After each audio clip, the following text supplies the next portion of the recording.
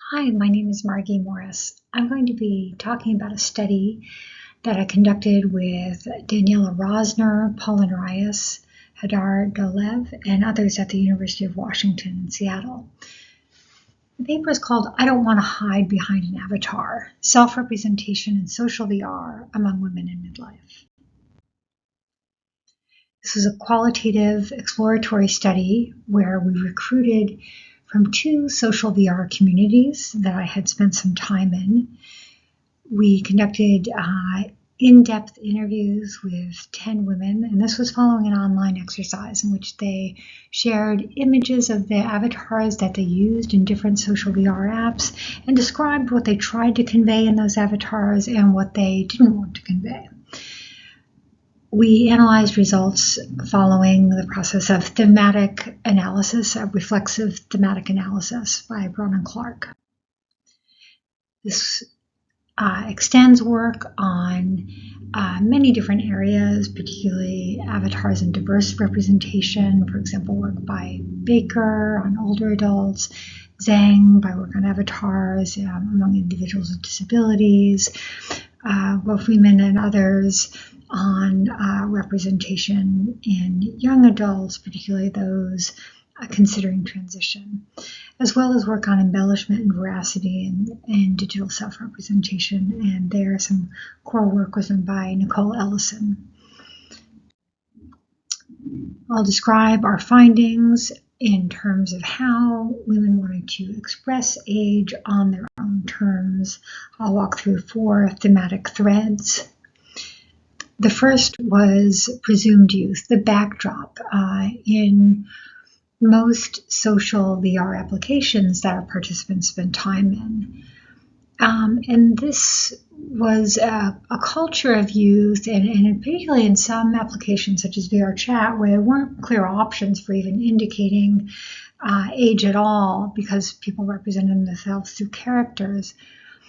But age-related cues, for example, voice or other information that one shared in photos or stories about one's life, elicited negative reaction. One woman, as she was describing walking around VR chat and talking, was kind of harassed by someone who came up out of the blue and said, "Oh, you sound like such an old," with such disdain in his voice. Because of this culture and the fear of being ostracized, many just went along with the idea that they were young, particularly because they had heard warnings about old people, some of whom were younger than themselves. Others, though, wanted to assert age, and for a variety of reasons, either to push for more social representation,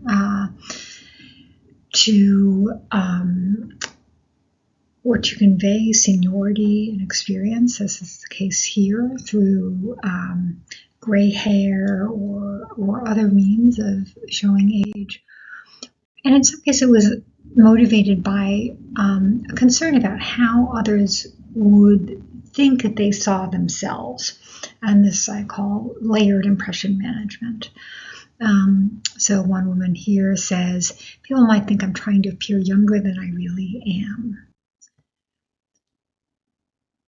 The second theme is the struggle to represent the physical self, which we talk about in terms of grappling with gray, refusing hypersexualized bodies, and wavering perceptions of self.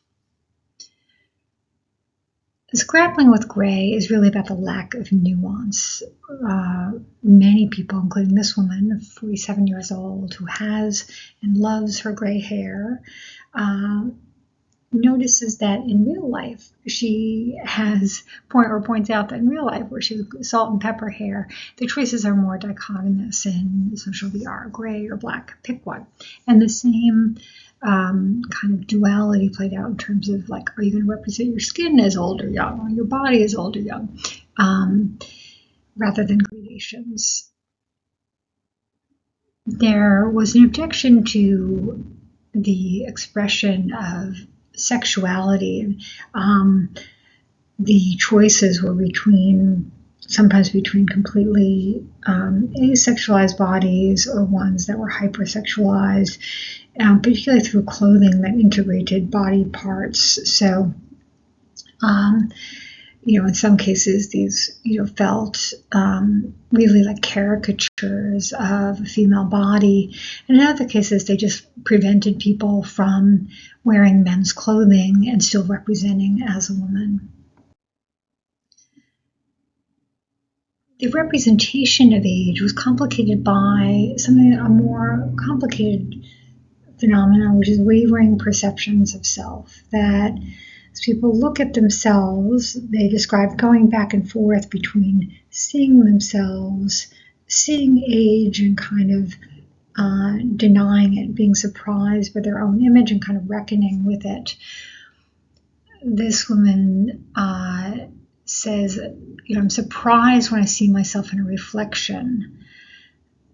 Oh, it's me. I still see an old woman, but your face it's a different face. When you see yourself smiling and your wrinkly face, I don't feel this joy that I can hide in VR. I feel like I want society to have this. So she wants to reckon with her changing image, and she wants society to as well.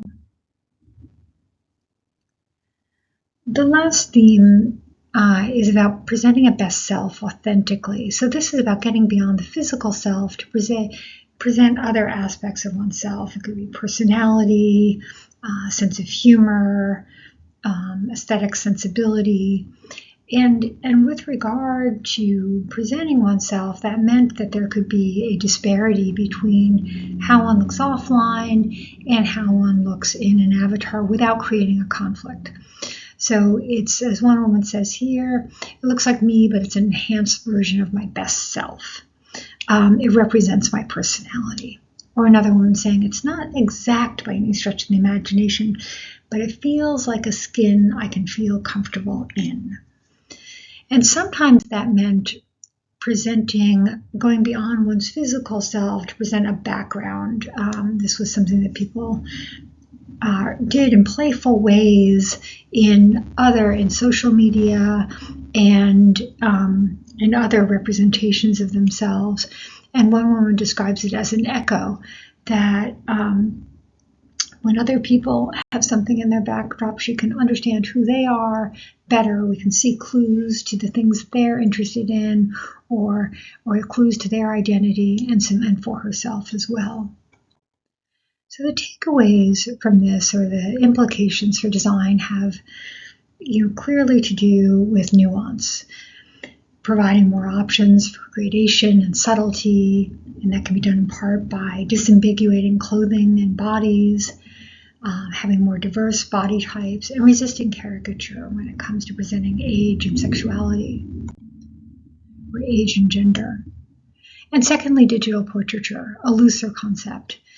But this is about depicting the self psychologically, culturally, aesthetically, allowing people to represent themselves rather than be depicted, to have it include integration with the environment, and to somehow have images that people can reckon or negotiate with over time. I want to thank the participants who were involved in this study, and close colleagues who provided guidance and ideas and various levels of support. Sunny Consalvo, Renee Shelby, and Cynthia Bennett all played crucial roles from Google. We conducted expert interviews to guide the study with Nicole Ellison, Karen Alexander, and Jessica Outlaw. Prior to the study, I led a directed research group at the University of Washington with a great deal of help and support from John Akers, who directs the UW Reality Lab. Caitlin Green was a leading student in that directed research group and helped do some piloting of methods and other things that ended up shaping this study. And finally, I wanted to thank Jennifer Mankoff, who directs the Make for All lab at the University of W, and we ran that study from that lab. Thank you very much.